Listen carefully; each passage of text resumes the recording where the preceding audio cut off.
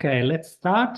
So welcome to everybody to this webinar organized from CESPI inside as part of the activity of Mondòpoli. Mondòpoli is a web portal that CESPI realized together with the Treccani Institute. The idea is to talk about international agenda by involving young scholars, experts, working countries of the so-called Global South. The idea is to help to have a look to international issues from different perspectives, involving mainly younger generation. So the idea for today is to have this an open discussion looking at the gender equality inside the 2030 agenda. And from a specific perspective, that is the perspective from Middle East and North Africa. We are very pleased to introduce all of you as part of the younger researcher of the local 2030 Coalition Knowledge and Scientific Networks in Jordan in Tunisia. And so thank you again to be with us. We are very interested in this discussion. And then I give the floor to Marco Zuppi, Scientific Director of CESPI, and Paola Aloia, who is she's the co-coordinator of the scientific network. So thank you, Marco. Thank you, Daniele. Thank you. Good afternoon, everyone, in particular to our special guest. It's a great pleasure to welcome you here. My idea is just to, before passing the floor to Paola to moderate this discussion, to clarify the combination of the two key topics. That is, from one side, what Daniele said is within the framework of Mondòpoli, and then the specific topic. So why is somehow very ambitiously Mondòpoli needed here in Italy? A frequent diagnosis of our time here in Italy, in Europe, most of the world, is what many call an overload discomfort. We receive an enormous quantity of information. We receive it so quickly that we no longer have time to digest it. It reaches us from the outside, but it does not have the time to settle, to combine, to take root within us. As a result, instead of making us more aware, more mature, reflective, it often becomes mere entertainment, something that distracts rather than informs.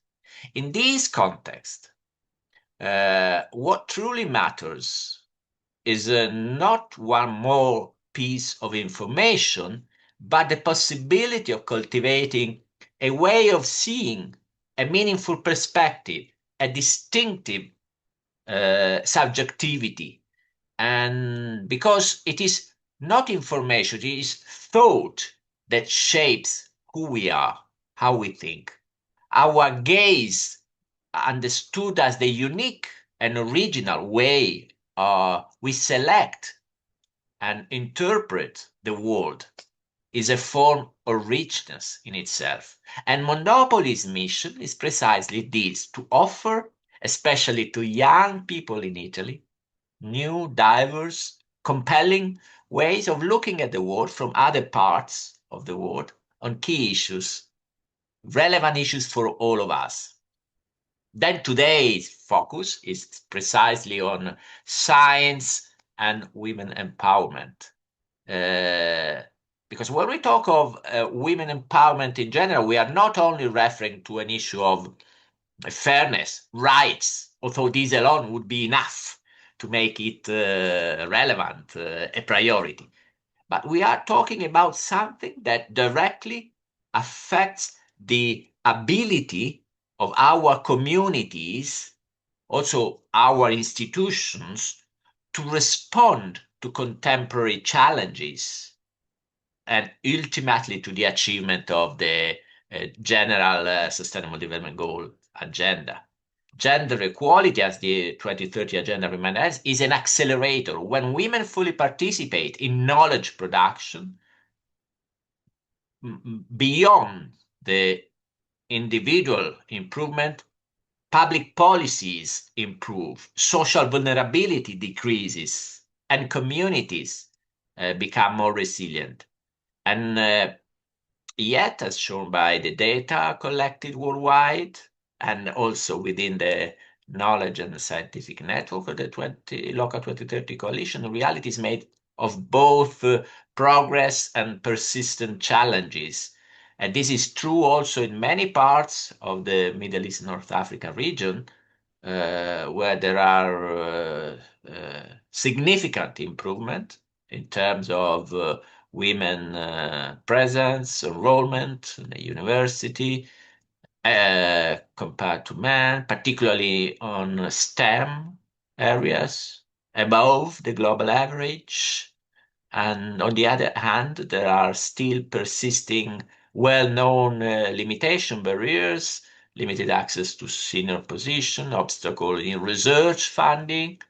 There are cultural stereotypes, difficulties. This is typical in the context of science and also the balancing of professional and family life. This is why today's conversation is so important for us to hear, coming back to the idea of Mondòpoli approach, the opportunity to hear the voices, experience, ideas, analysis of young women researchers working in science in different disciplines such as urban planning, architecture, biology, engineering, where women's contribution are essential, yet not always fully acknowledged.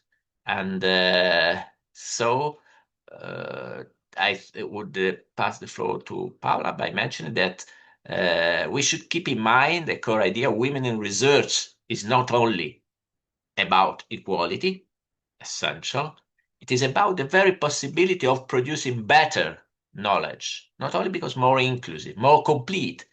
It is about imagining, building pathways that reflect society as a whole, not just part of it. That is why my great pleasure in opening the webinar. And now it is time to pass the floor to the person who will guide today's conversation. Very pleased to hand over to Paula Loya, who will moderate the session and accompany our speakers through this dialogue in a non-academic tone, as it is typical of Mondòpoli, knowing that younger researchers in Italy are quite interested in learning and hear what we are going to discuss. Thank you. Paola, the floor is yours. Thank you very much, Professor Zuppi, and thank you, Daniele, for your introduction and for your support in making this event possible.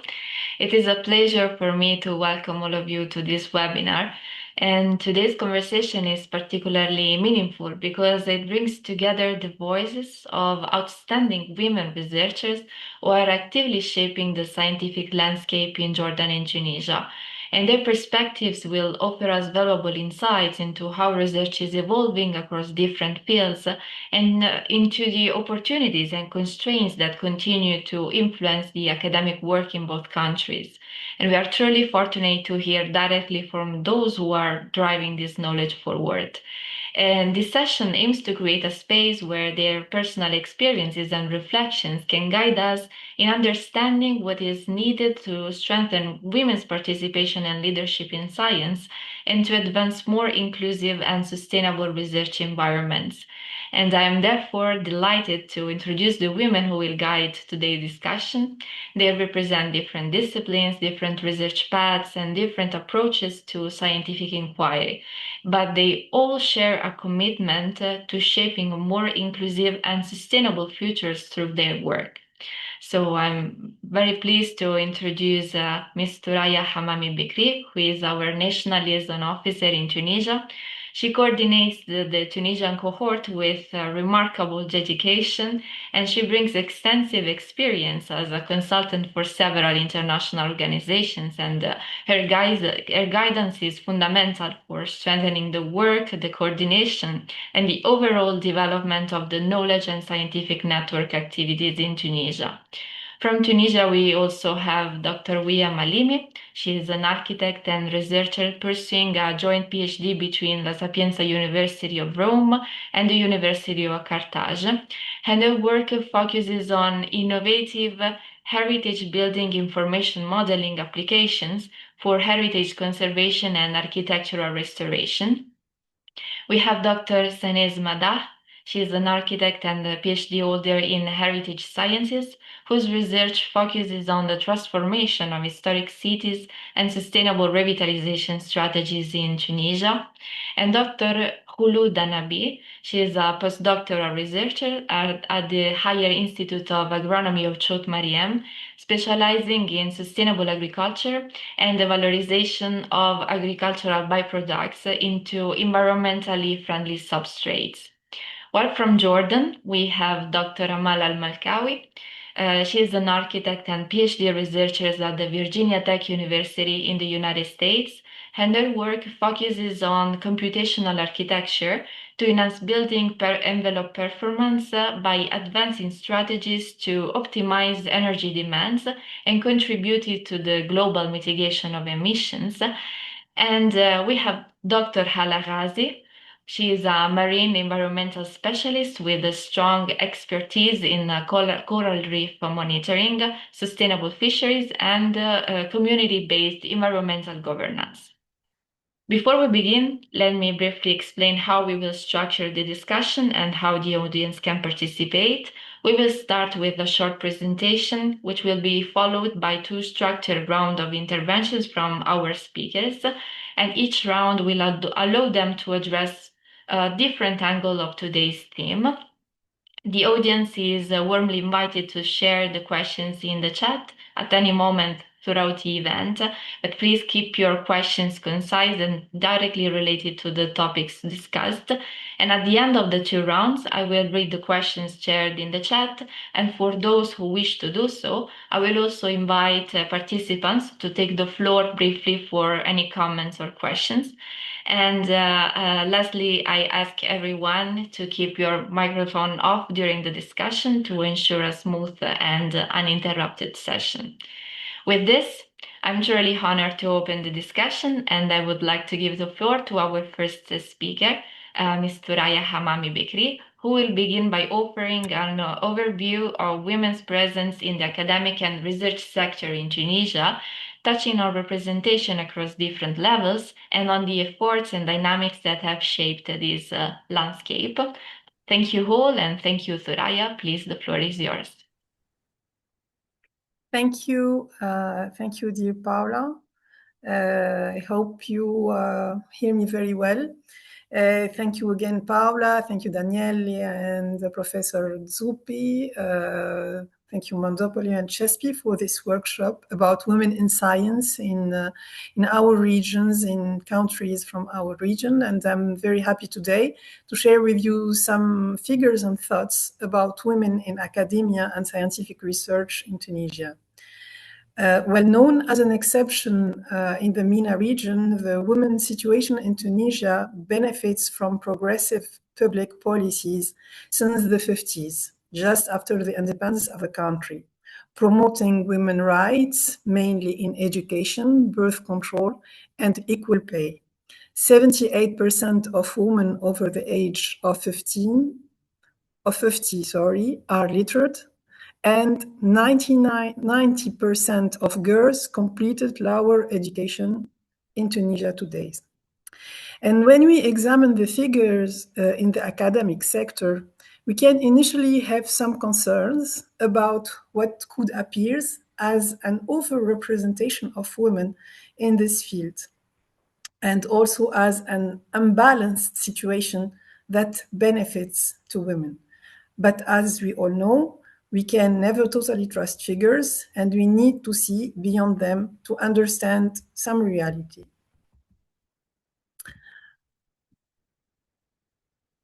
sorry.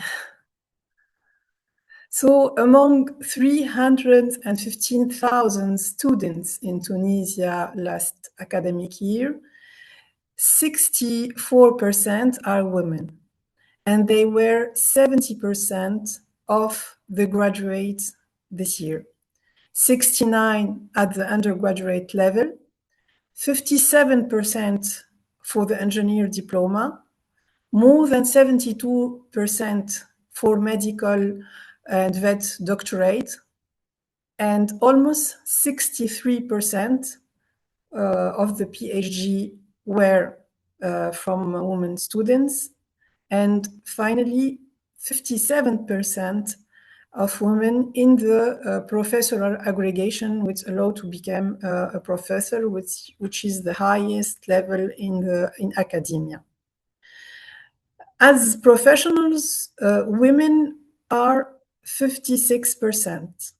But when we look to the hierarchical pyramid, we also notice that despite the higher level of participation, power dynamics remain less favorable to women, since they are still only 24% of professors, 36 as maître de conférence, which is before the professor grade, and they are particularly 81% as teachers working with annual contracts, which is maybe the more vulnerable category among teachers.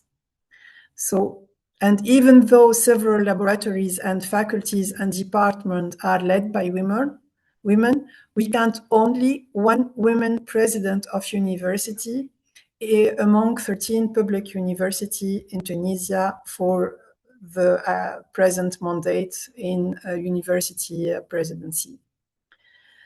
So despite progress in addressing this source of glass ceiling, which is clearly noticeable, these gaps also remained in scientific publications, where only 40% of authors are women. Two main opinions exist of the causes of gender imbalance and equality in this area of publication. One links them to women's attitude and their level of ambition, while the other explain this by unconscious, systematic, and remaining cultural biases against women.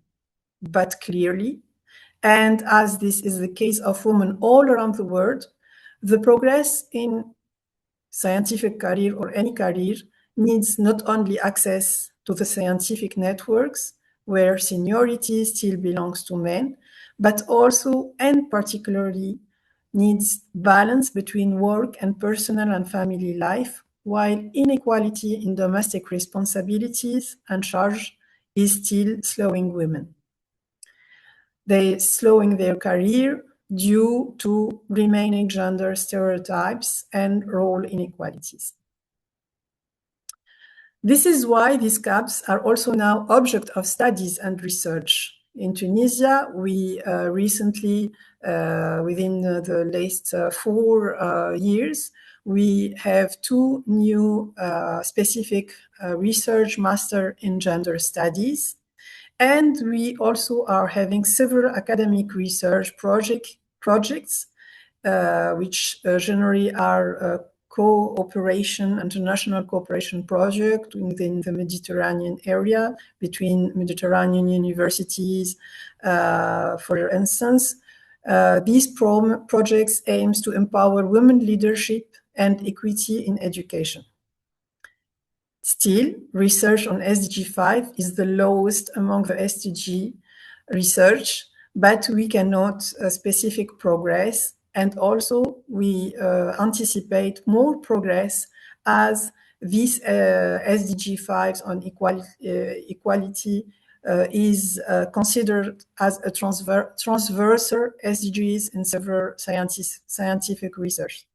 So this is very briefly, within the time allocated, a general contextualization to start discussion.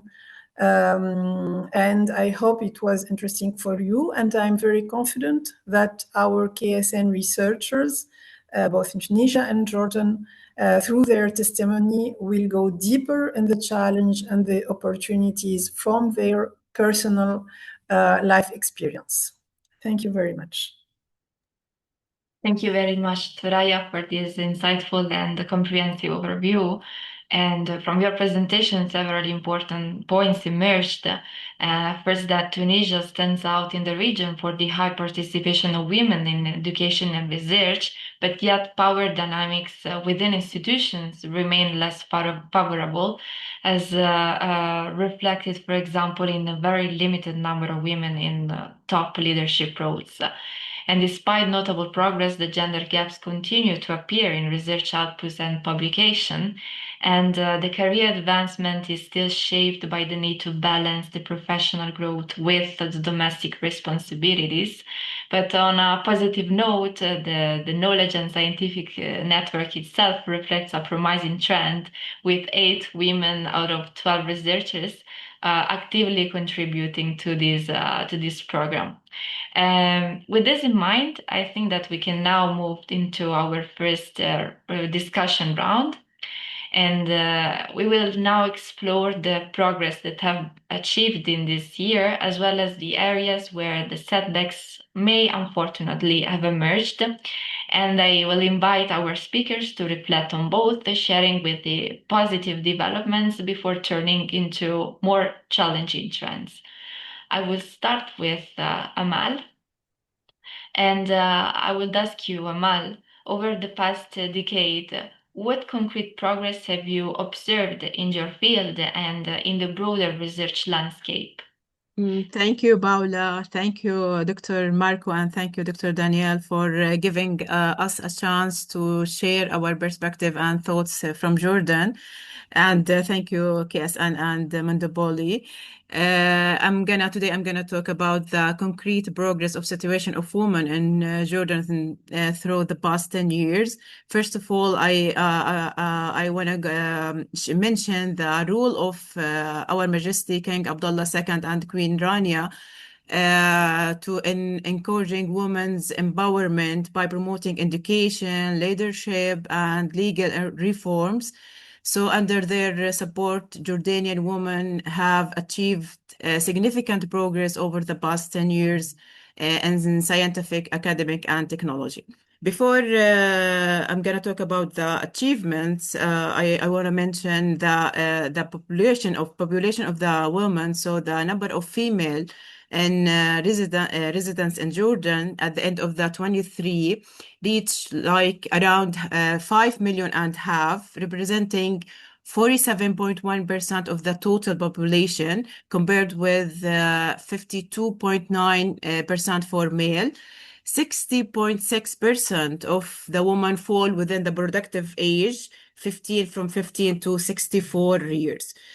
So the main achievement through the last 10 years in the educational sector, the Ministry of Education annual statistical report shows the net enrollment rate girls in elementary school, that's the main education level, or the first education level in Jordan, reach 94.8%, comparing with 94.1 for boys, so equal percentage. In secondary education, in higher education, the net enrollment rate for girls was 83.1%, compared to 71. So the percentage of the girls more than for boys. Also, women hold a strong presence in school leadership. So 75% of elementary education principals are women, compared to 25 for men. So also more than. In secondary education, 61.3% of school principals are women.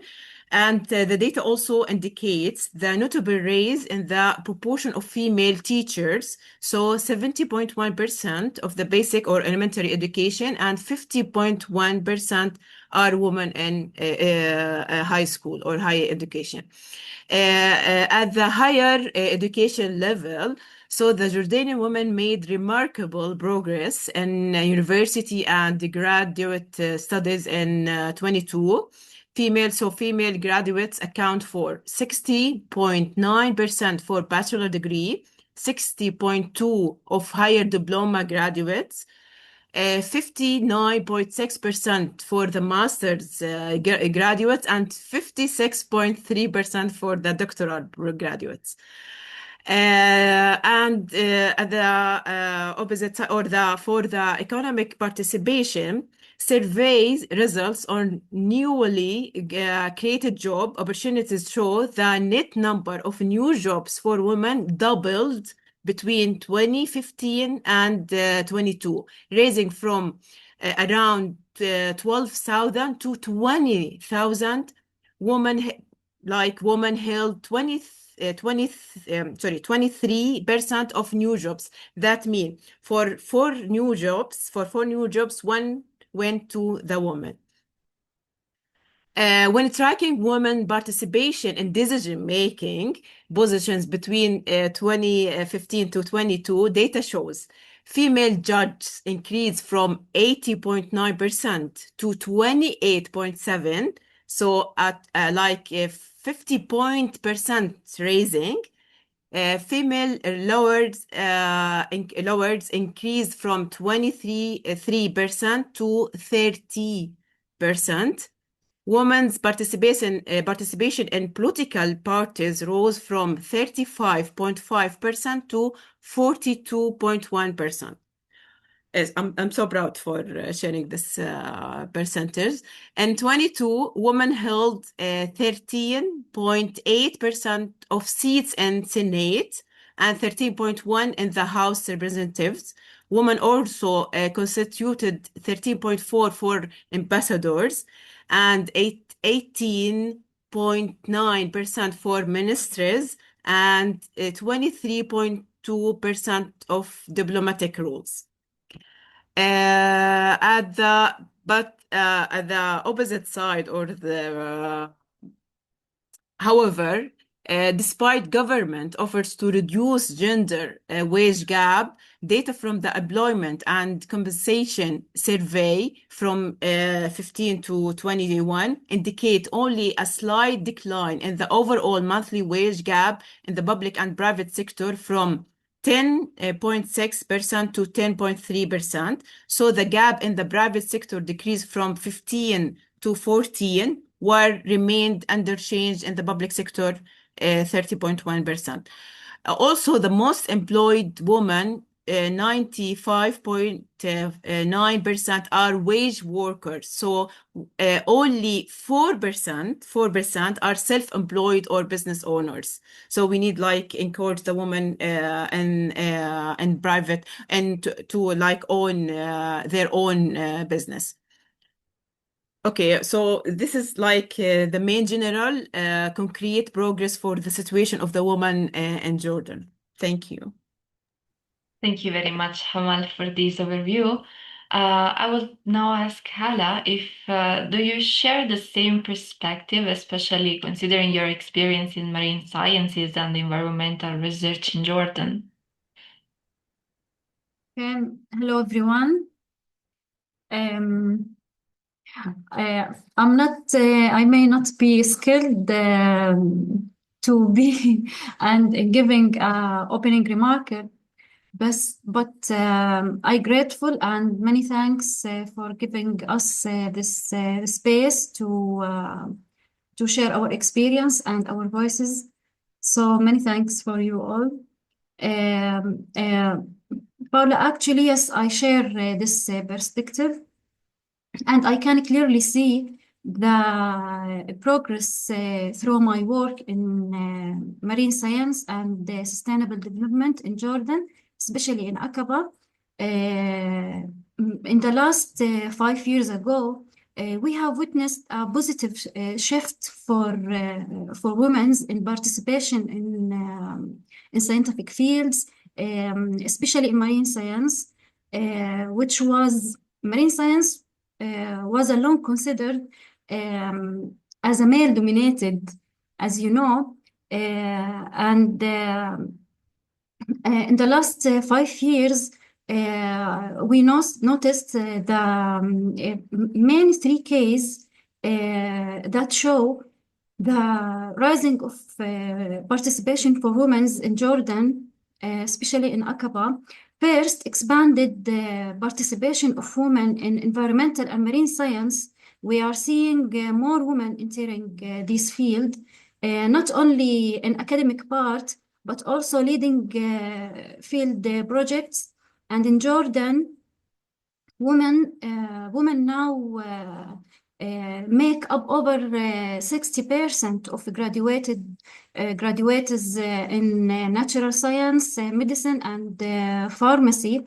This is providing a strong foundation for increased participation in scientific research. Second, increased visibility and scientific representation globally. Women still present only around 31% of research in STEM. STEM, as you know, science, technology, engineering, and mathematics, but the participation in the region is rising, particularly in environmental and development related fields. The last point, a gradual shift in perception of women's roles in science. There is a greater acceptance of women in leadership, especially in leadership, and there is a growing recognition of women's role in knowledge production, not just executions. And this progress is real and impactful, but it requires ongoing support to become more established and sustainable. Thank you. Thanks a lot, Hala. And now I would ask Khulud from the Tunisian context, what forms of progress stand out most to you? Thank you, Paula. Thank you, everyone, to give us this opportunity. And answering to your question, actually, over the last decade in Tunisia, Tunisian government have made significant strategy to encourage and give chance and make equal balance between women and male in different fields. Especially today, we are speaking on scientific research. And to give you just idea, by 2025, women represent around 55% of all researchers in the country. Confirmed that Tunisia as one of the leading nation in the region in terms of gender balance in research career. This trend is reinforced the higher education statistics, where women consist the majority of university graduated students, especially in science and technical fields. Tunisia is also internationally recognized for the strong women presence in different disciplines, and between 2015 and 2017, women's made up approximately 58% graduates position. Tunisia among a top country in the worldwide for the promotion of women in science training pathway. Those structural transformation reflect broadened social shift. More women are implicated in training, project coordination, academic lecture, and contribute on international network. But beyond all this, there is other story that we should take in account and think more about it, and maybe we can discuss it in the part of barriers and the structural challenge later. Its implication of young Tunisian women in research, which is still really needs to be more studied and more taken in account. And that's all. Thank you very much, Khulud. Thank you. And Sane, we would now like to turn to the challenge. Is there anything that you believe has worsened or become more challenging for women researchers in the recent years? Okay, hello everyone. Thank you for this opportunity to speak about this very important topic, but also thank you for the question. So I would like to start with my own field, architecture. So this discipline and especially architectural practice remains truly male-dominated with all challenges that come with working in environments traditionally perceived as masculine. But my academic path also brought me to art history and later to heritage sciences. And here I stand today because I was really inspired by women researchers, architects, and historians who chose to tell the stories of architecture, buildings, cities, and I feel deeply indebted to them. And it is part of the reason why I am here, actually. So when we talk about challenges and areas of decline, I believe things have become more difficult in the recent years, especially in terms of economic conditions and professional opportunities for young women researchers. So on one hand, we are seeing an encouraging increase in the number of PhD students like Ms. Thuraya and Khulud said, and graduates every year. This is a strength. It shows a vibrant academic community.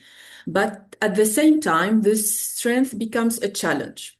After long, demanding years of doctoral research, many actually of my peers, and I am speaking from a personal experience, brilliant women, architects, PhDs find themselves without a job.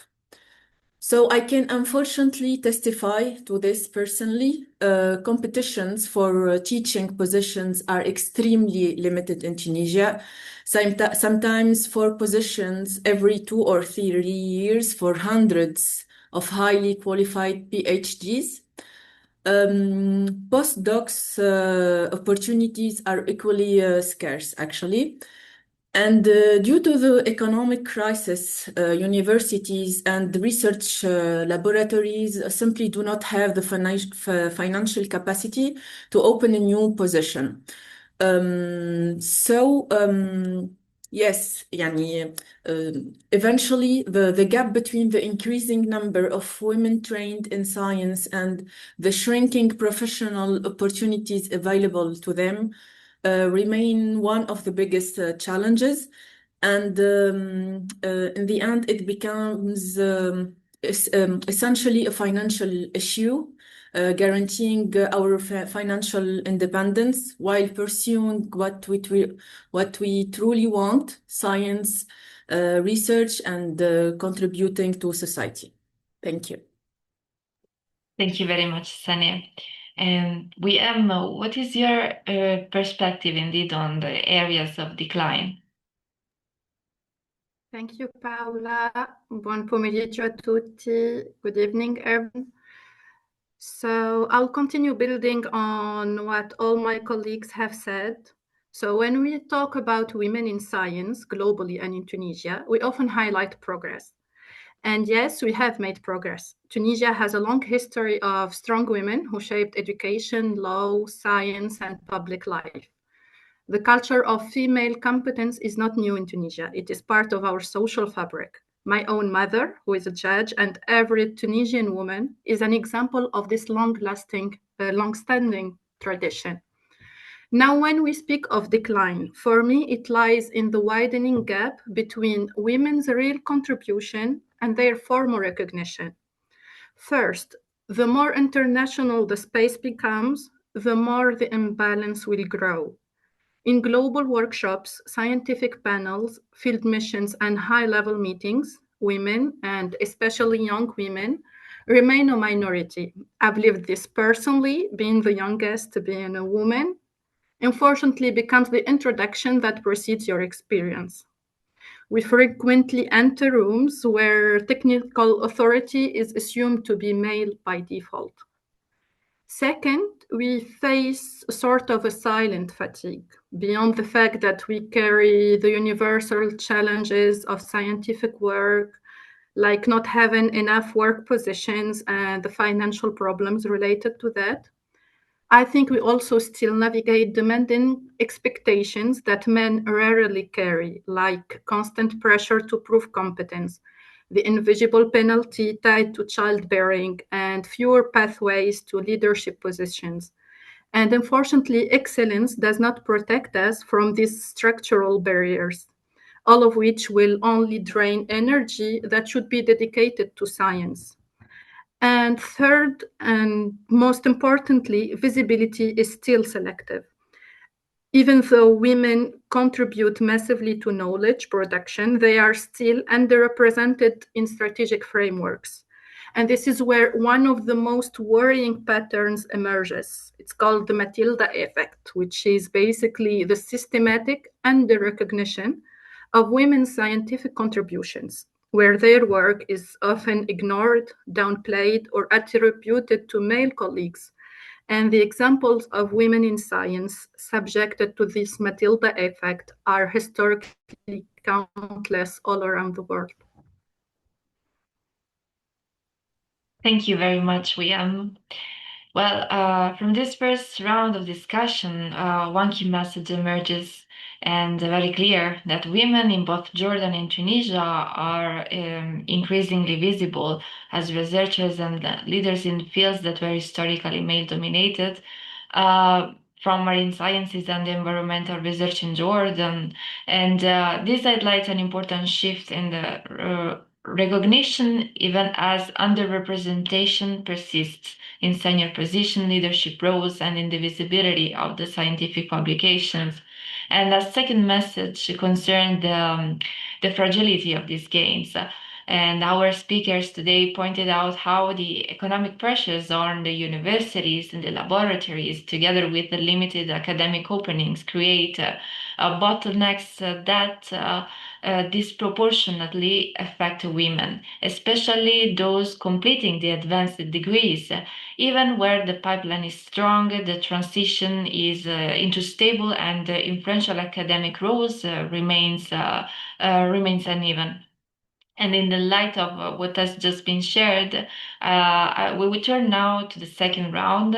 Focus is on the barriers that persist despite progress and on the priorities that should guide the future action to accelerate women's empowerment in the research, both locally and globally. And I will start with Hala. From your experience, Hala, which aspects have remained unchanged or are, in your opinion, progressing too slowly?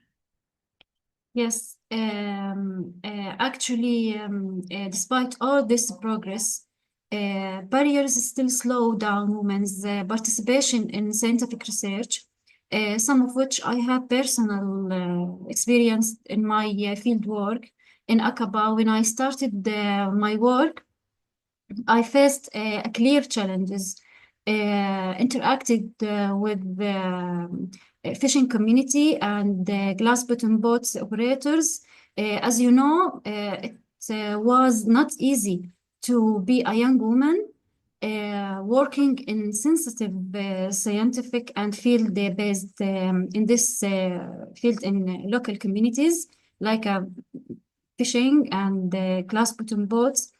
Initially, there was a questions and skeptical attitude, and I had to build the trust step by step, showing that my work is to not just a research visit, but really efforts to help and serve both the sea and the communities. And there are major barriers still today. Slow change in social perception of women in field work, that progress exists, but it is uneven. because of challenges related to social expectations. Even with the increased participation women, it's women still underrepresented in highly technical field such as marine technology and marine engineering and advanced environmental modeling. This gap, as you know, affects the quality and the depth of research produced in scientific diversity. The scientific diversity is essential for innovation. Thank you. Thank you very much, Hala. And I will now ask Khulud, what barriers do you consider most pressing at this stage? Actually, I will come back again for the idea that I speak about is young women in science. I really feel that in my fields and even in other fields, this is still the main barrier in Tunisia. Despite those achievement, structural inequality persists. Women research continue to face challenge that hinder their full and equitable participation in scientific life. Those include inequality to access to leadership position, presidency in some academic evaluations, and heavier administrative and career responsibility, which limited more and more the opportunity for young women in research. And institutional culture in many research environments remain slow and involved, and systematic barriers that can discourage young women, scientific young women, from fully engage in long-term research career. So sometimes we find like better solution or the best solution is international opportunity or international mobility, which are more, how to say it, more strict about the age. They give more opportunity for young women in research. So all those obstacles highlights a gap between formal equality and effective equality, reminding us that progress must be retained and must be studied more and give more importance to this gap, try to solve it and try to give a chance or trust more young women in all fields. Thanks a lot, Khulud, for your insights.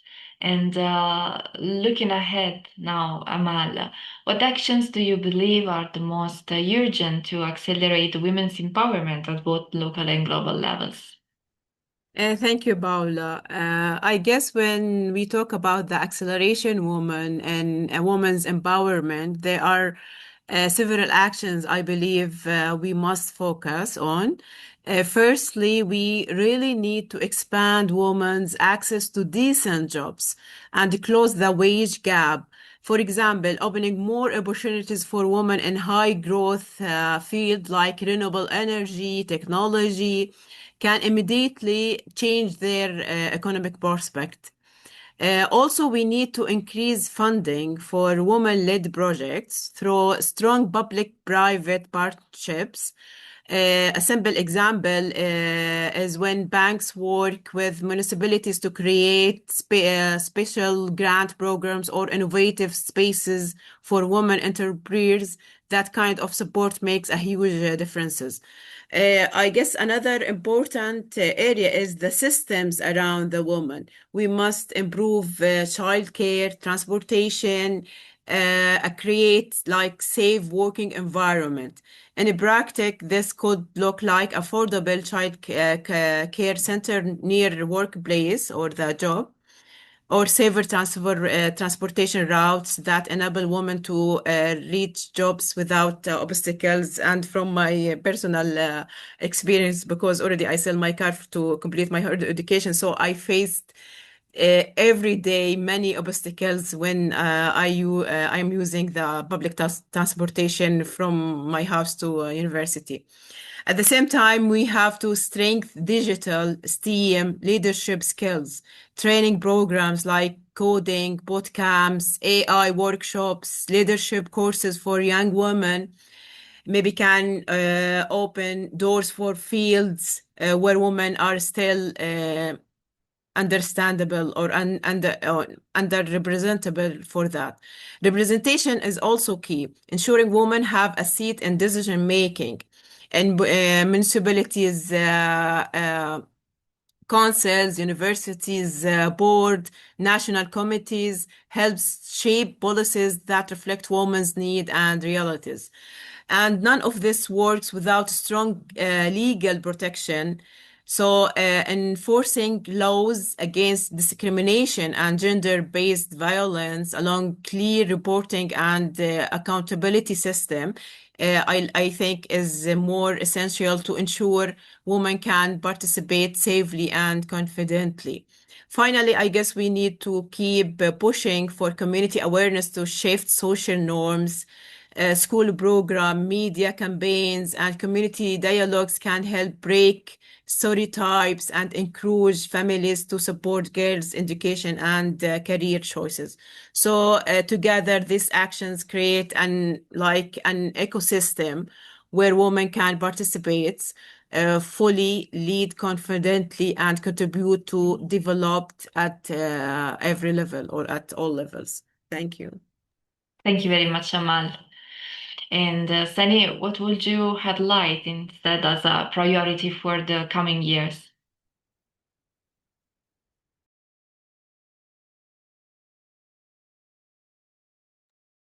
Okay, I would like to thank my dear Amal because I was thinking about the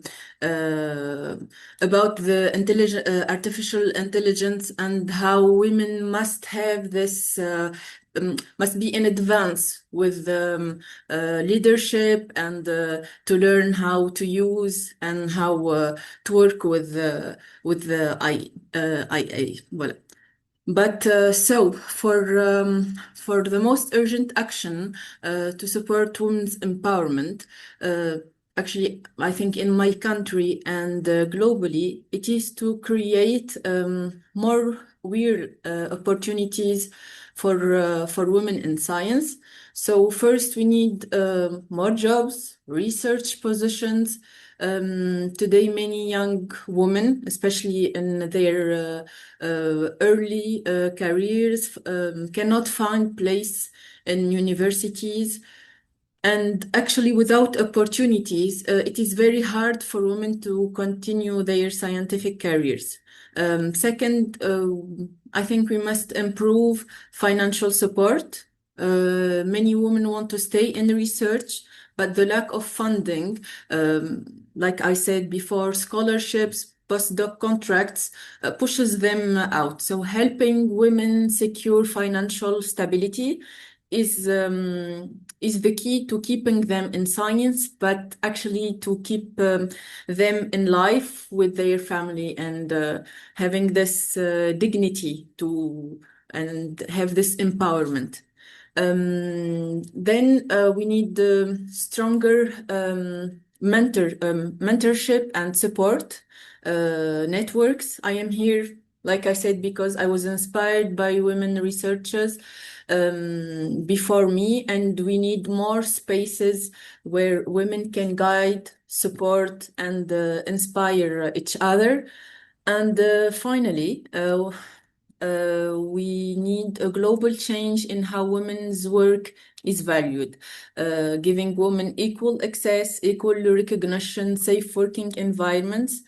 And for me, the priority is really simple. Create conditions where women can enter science, stay in science, and grow in science. Thank you very much, Sani. And lastly, I will ask Wiem, from your perspective, what should come first in shaping a more enabling environment for women researchers? Okay. Let's start by saying, following all the precious contributions, that scientific progress is never neutral. So it is shaped by who is allowed to speak, who is allowed to publish, and who is allowed to lead. So regarding this question, I will simply answer by citing Zaha Hadid. For those who don't know her, she's a major figure in architecture. She redefined global architecture. She's a former teacher and the first Arab laureate of the Pritzker Prize, who is also the Nobel Prize of Architecture. She says, "I'm an architect, no, not a woman architect." So if we want a better science, more inclusive methodologies, and stronger societies, I think that the system must fully value every woman who is already shaping the future of science, not as an exception, but as an equal. So I'm not going to be using all my time allowed to answer because the response seems to be quite straightforward. The solution is to build scientific environment where recognition is based on merit, regardless of the gender. Because the moment your profession becomes gendered, your authority also becomes conditional. So for me, the priority is to build a system where women's presence in scientific fields has not to be defended, justified, or negotiated, but is simply expected. Thank you. Thank you very much, Wiem. And yes, indeed, this second round shows that women researchers continues to face the credibility gaps. There are slow shifts in social attitudes and institutional cultures that make it harder for them to fully pursue long research careers.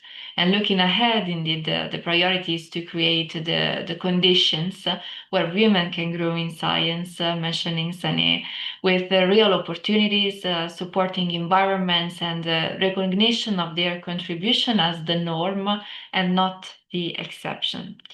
And so now I will open the floor for questions. I will read the questions that we have received, and any of our speakers wish to respond are invited to do so. And also, I kindly ask everyone to keep the interventions concise so that all the speakers have the chance to respond if they want. Thank you.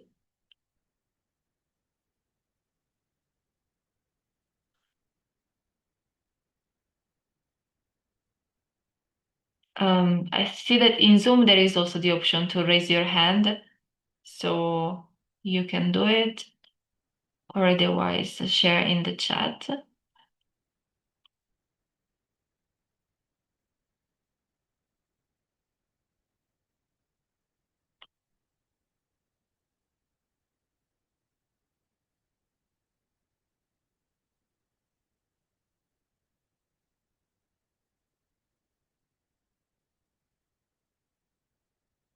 No one who wants to ask our speaker something?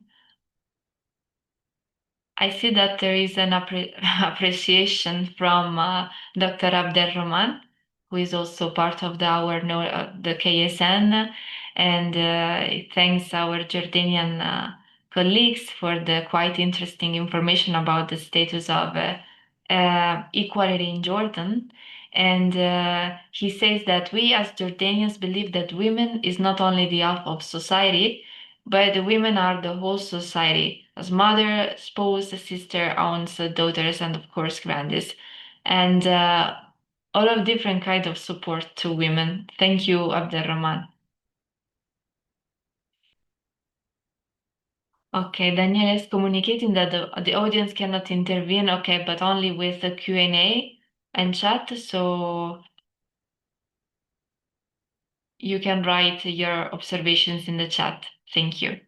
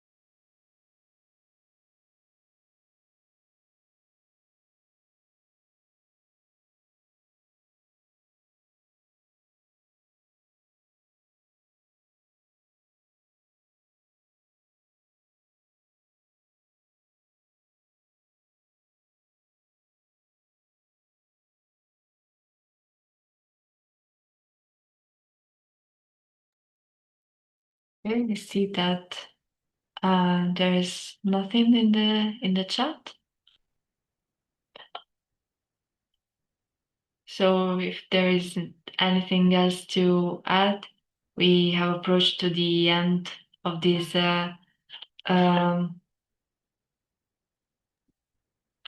this rich and inspiring conversation. Just I would like to ask our speakers, since they are part of the knowledge and scientific network, do you think that this project is having like how to say can really make the difference or can make the difference for women researchers? Are you feeling that you have gained more visibility, or do you see any change with this?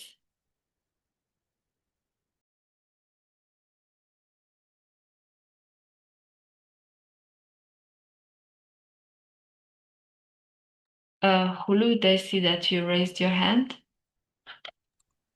Okay, thank you, Paula. Okay, regarding our experience in KSN, which was really amazing for us, and it was really the occasion to learn more in my field, but also to learn more on other fields. And the good thing, in this experience that in my institute, in my university, now I'm giving for them the good example of a young of a young woman in science who get opportunity, and a very nice opportunity where I can work more in science, find a funding, as Sana mentioned it before, which we needed as a postdoc.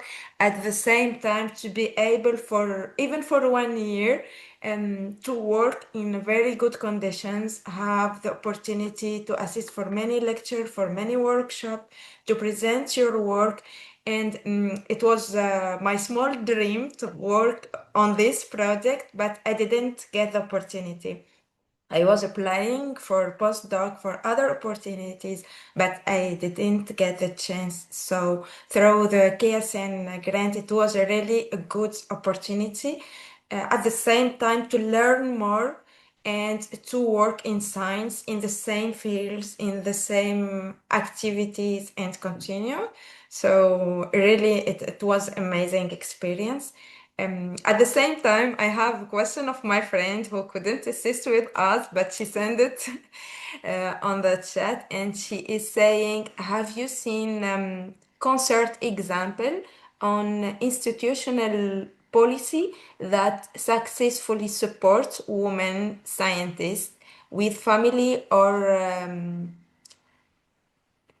curving responsibilities? I will share her message. So maybe one of you want to answer or to develop the idea. And thanks so much. Thank you, Hulud. I see that also Amal and Sunny have raised their hands. So please, Amal. Okay. Actually, I am waiting this chance to share my experience and KSN journey. As Khulud, my colleagues Khulud said, beside the knowledge and learning that we got from the workshops and especially Python workshop and the workshop in the localization and SDGs, but I wanted to talk about my experience because already I'm working on education and learning more than 10 years, but actually this is the first time I collaborate from between education and our research and the municipalities or the locals. This is the first time I visit greater urban municipalities, but beside or although I am already living in Irbid or I am working in Jordan University of Science and Technology, but this is the first time I visit Greater Irbid municipality and work with them on localization, the SDG that I work on it, SDG 7 and SDG 13. So this is a great experience, how to like convert the recommendations and the ideas from just the level of education or level of research, and like make it at the local level and make it like practical and like a decision policies. This is the first time I'm working like policies policy paper. So I think it was a great experience how to like merge between the academia and the local and the policy makers or decision makers. So thank you so much. Thank you, Amal. And Sane? Thank you, dear Paula, for the question. So yes, the Knowledge and Scientific Network was really great opportunity, and I'm not saying this because you're here, but actually, after defending my thesis, I was accepted in this grant, and it was somehow a recognition for me and for my work. So it was the beginning of something new. Two, I was able to meet different APs. Actually, our academic partner, being a PhD student, is about always working with your laptop and not being able to speak with other researchers who are not in your field. So after the very first meeting with the Tunisian APs, I was surprised that there is a lot to learn from other people. So it was really enriching. And I had the chance to meet, yes, the APs, but a very special woman from Tunisia and Jordani. And yes, it is a great opportunity. And thank you for that. I'm really grateful. Thank you, Sani. And we are grateful to have you with us. So we have two questions. The one that Khulud shared, I'm not sure who of you would like to answer. And it's about the concrete example of institutional policies that support women scientists with family or caregiving responsibilities. And also our Professor Zupi asked the question, if you could wave a magic wand and change just one thing, knowing that everything is interconnected, what specific transformation would you want to see in the world 5 years from now? This question is addressed to all of you. So who would like to answer, please go ahead. Okay, I see that Turaya raised her hand. Please, Turaya. Yes, thank you. And thank you to all these testimonies. And thank you, Marco, for your question. Maybe what we discussed today is the challenge and the opportunities of each of our researcher in their own country. But I think we also talked about internationalization. And I think challenging inequality within our own countries is certainly important, but also challenging inequalities at the global level as a women scientific researcher is also very important.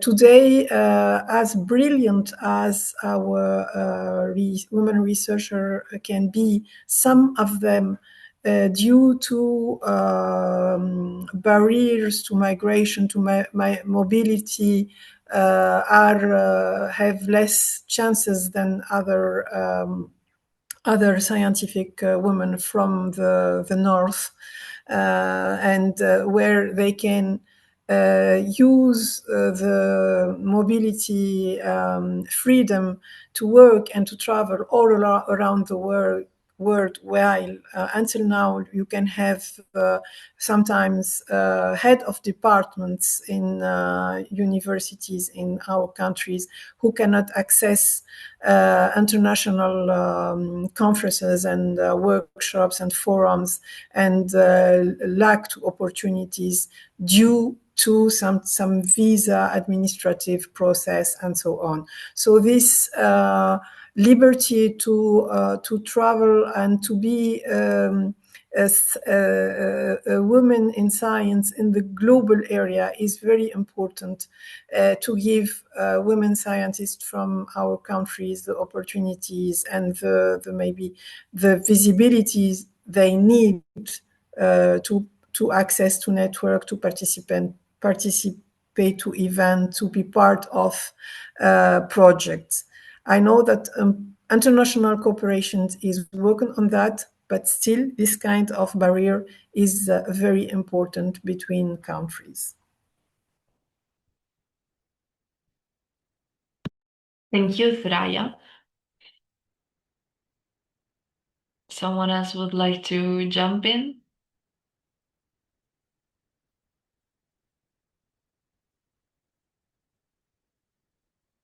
William and Amal, please.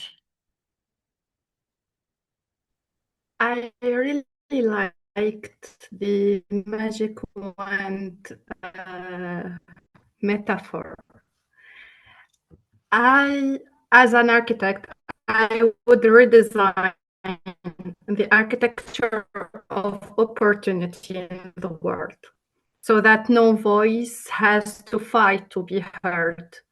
I want to see systems that recognize competence immediately, not eventually. I think I would design a world where talent, not gender, not geography.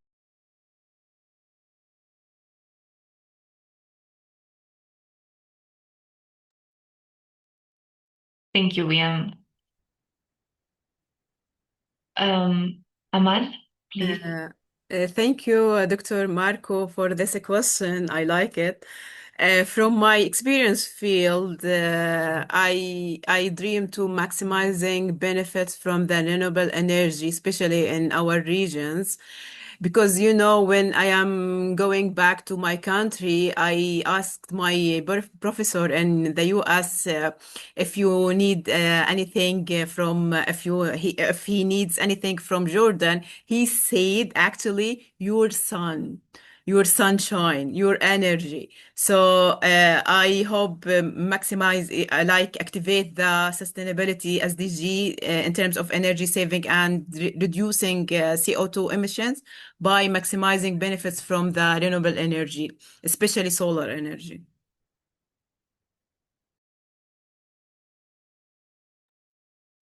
Thank you very much, Amal. We have Nadir. Nadir is our academic partners from Tunisia, a colleague of Biam, Sani, and Thuraya. And she just shared her personal experience in the chat. So I'm not sure that all of you can see it, so I'm gonna read it. Nadia is saying that as a Tunisian young woman in science who believes deeply in the power of knowledge and in the nature that shaped my path, I come from a region far from the coast, from the south of Tunisia in the desert. Yet somehow the ocean became my home, my work, and my way of understanding the world. You can imagine the reaction of my community, that small town where usually women work in the usual fields like medical science or teaching or other, but not diving in the sea. Through diving, fieldwork, and community projects, I learned that science is not only done in laboratories, it grows in the hands of people in this country, like my father as a farmer, fisherman, artisans, women, and in the curiosity of kids discovering the ocean, where I gave them some educational workshop and awareness action. I'm not sure about the exact number, but what I do know is that in recent years, the number of women who are divers, and especially scientists, has increased in Tunisia. This field used to be dominated by men, but now I see the diversity and richness of working together for marine science in our country. For me, it's not about asking for equality, it's about producing better knowledge, more honest science, and creating real change for society. When I restore seagrass meadows or join scientific expeditions in the Atlantic or Indo-Pacific Oceans, not only collecting data. I'm building bridges between people and the sea, between tradition and innovation, and between what we know and what we still need to learn to protect our future. As a diver, a researcher, and a storyteller from the interior regions of Tunisia, I challenge the idea that opportunity is reserved for a certain geography. I'm part of a generation that refuses limitations. Women in science can contribute to real societal change and to global efforts such as SDGs, not from a distance, but from the field, the sea, and the deck of research vessels. Thank you. Thank you very much, Nadia, for having shared your personal and very valuable experience. Thank you. So, is there anyone else who would like to provide their insight? Who would, please? To answer for the question of Mr. Zupi, if I wish something to change in 5 years coming and have no barriers to access for information. Really, because we suffered with this in science. Some articles, some papers we couldn't access for free for them, especially the case for the students or the research who have no fund. So it become more and more difficult. And the second thing, as Thoraya mentioned, to travel, to have less barrier to travel, because we really suffer. For example, my personal experience, we suffer a little bit to assess for events, scientific events especially. It's not for tourism, it's not for have funny, it's not for joining friends, it's for scientific events. And sometimes we make a lot of efforts, but we lose time without assessing for such events. So maybe when they or those barriers will be escaped. And thank you so much. Thank you very much, Khulud, and thank you to all our speakers for your openness, depth, and clarity. One overreaching message emerged strongly today, that progress is real, but it is fragile, and accelerating women's empowerment requires continuous collective and systemic commitment. And it also means rethinking how opportunities are created, how institutions support the talent, and how accountability is ensured so that the gender equality really becomes a sustained practice rather than only an occasional achievement. If you wish, Professor Zupi, you are very welcome to share a brief final thought. Well, thank you, Paula. Thank you. I would like to sincerely thank all our speakers and young researchers for their contribution, with which they are helping us navigate a topic that is complex but also socially and politically urgent. And coming back to the Mondòpoli approach, I think it is essential to tune in to younger generations because the future belongs to them.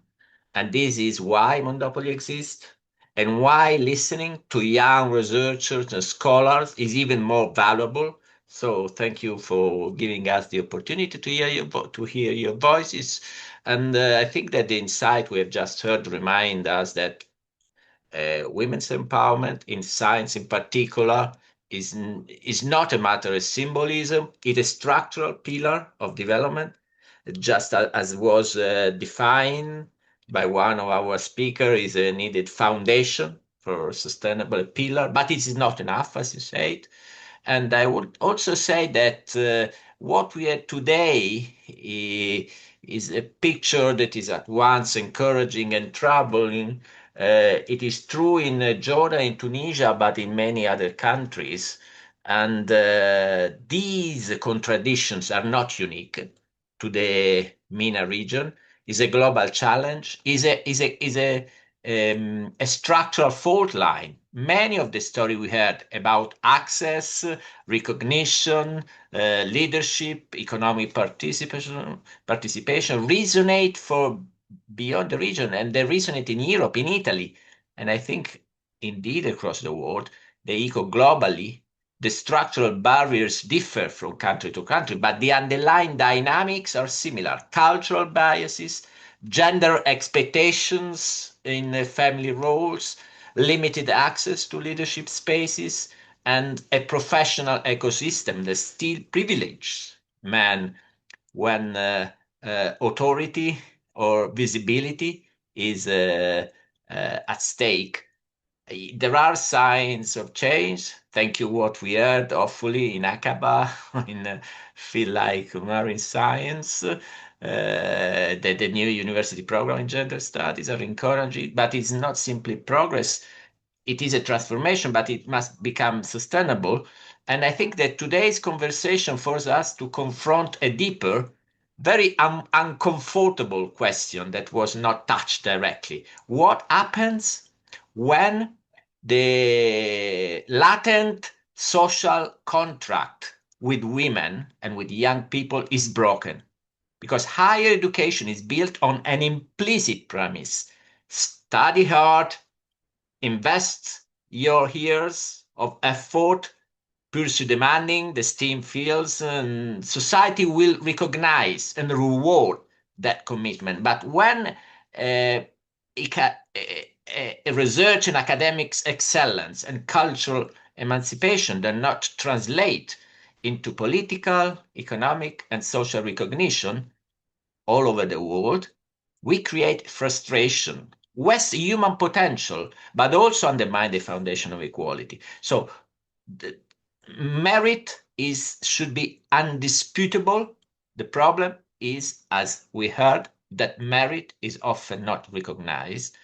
And I think that if today's conversation is to have meaning beyond this webinar, it lies precisely here in committing to ensure that the potential of people, individual in science, can be fully expressed. So we heard about the main limitation to change, travel facilitation, access to literature.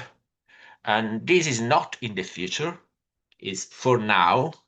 And I would also say that it's important that men, including myself, are here listening in this conversation, because I'm sure that not all, but most of women know these realities all too well. It is men who must be engaged, must basically reflect and must use their degrees of freedom and power to help change. And we need to celebrate women scientists because we need more. And the most important thing is that often, as was mentioned by many of the speakers, is cultural norms that constrains empowerment. For this very reason, wherever they persist, they can and must be transformed, because it is we who create the norms. So thank you for your inspiring insight. Thank you so much.